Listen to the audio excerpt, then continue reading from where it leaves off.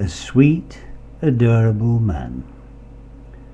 I saw a film today called Uprising, the story of the Jews in the Warsaw Ghetto who decided they would fight for the right to determine how they would die. The film starred a guy called Hank Azaria, the very famous John Voight, Donald Sutherland and David Schwimmer, he of Friends fame. I watched scenes unfold I had seen on film before. I had seen Schindler's List, I read Schindler's Ark, I knew the score. Once more I saw people killed, babies murdered and women raped. There were scenes of valiant men and women refusing to walk to their deaths like sheep. I saw Warsaw reduced to rubble one more time. I saw Jews in the sewer with the rats covered in slime. I saw some of them escape to live long lives in another land, people who had the unique realization that life was for living, and that deep burning guilt built around the question, why did we live and so many others die? As it is these days with these things called DVDs, there comes along with the film the cast's commentary, which consisted of John Voight, Hank Azaria and David Schwimmer talking through all the scenes in the film. They spoke of what the film meant to them, the lessons they were taught as they went through their motions in the roles of the people assigned to them. Schwimmer told of what he realized when he put the Star of David on his arm, that if I had have lived then, they would have taken me too. They mentioned the people who advised on the film, those who survived to tell the tale, that even they themselves did not believe that this murder was taking place all around them.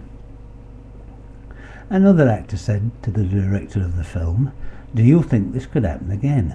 The director said, "I would like to think not." The actor said, "I think it could." They showed scenes from a Nazi propaganda film made in those days called The Eternal Jew, shot in the ghetto just before its liquidation, where Schwimmer and Azaria commented upon the comical aspects of Voight's German general, as Karl Eulis, German film director, and how well they both worked together. And all these scenes and noble words unfolded to depict a horrifying time and how it was displayed on the film, and Schwimmer and Azaria commented upon the depths of character displayed by an international cast of actors and technicians as they spoke fondly of the members of the crew. You could hear especially the joy and love in their voices when Schwimmer spoke of Adolf, the man in charge of the munitions and arms department. "I am so glad you reminded me of him," Azaria said. "He was so fantastic," Schwimmer acknowledged. "He was incredible." Azaria told of the scene where he fired down upon Nazi soldiers, how Adolf handed him machine guns to fire as they ran out of ammunition every 10 to 15 seconds. "After we finished shooting the scene," said Azaria, "the director told me that Adolf, who was handing me the guns, and who, by the way, gave me a big hug, a very sweet man, and gave me a hug when we were done, was a soldier in the German army. Was a soldier who entered the Warsaw Ghetto and fought, saw this man who was handing me the guns to shoot Nazi soldiers in the scene, was a Nazi soldier who entered the Warsaw Ghetto to kill Jews." "How incredible was that?" said Azaria. "He's an incredible guy," Schwimmer laughed. "I have a wonderful photo that we took together that I have framed.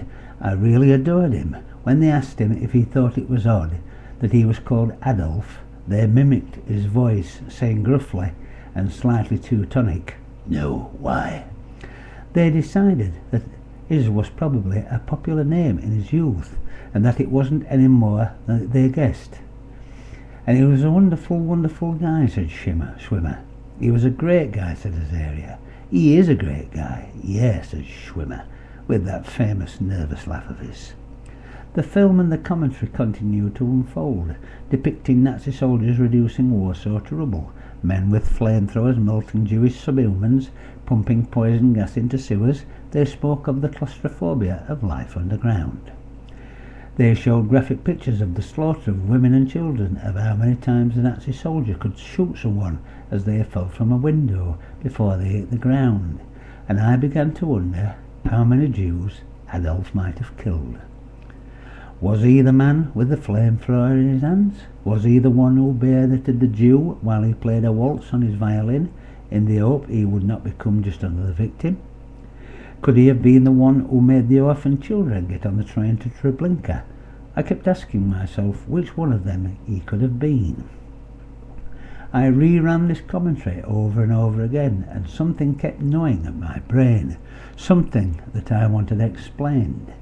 I watched this commentary late into the night. I watched it at least another 10 times before the question came to me that I wanted to ask Hank Azaria and David Schwimmer, which is this: just when was it exactly, do you think, that an evil, murderous Nazi soldier transformed himself into a wonderfully sweet, adorable man? The end.